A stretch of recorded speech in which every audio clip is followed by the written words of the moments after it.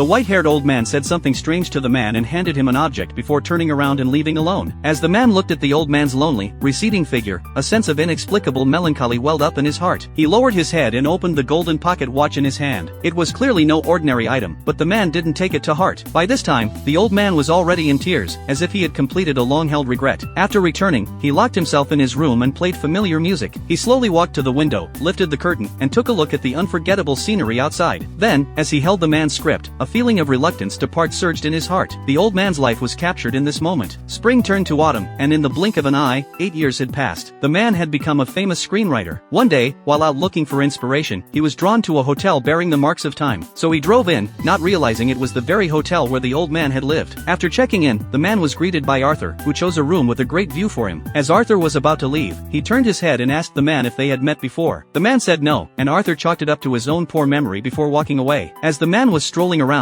he suddenly came across an old but warm exhibition hall. He walked in, finding items that were over 100 years old. Just as he was engrossed in admiring them, he vaguely sensed an inexplicable force behind him. The man slowly turned his head and was stunned by the sight before him. He couldn't help but walk forward, and what met his eyes was a stunningly beautiful face with an irresistible charm. But when he looked down, he couldn't find any information about her. He felt an inexplicable rush of excitement.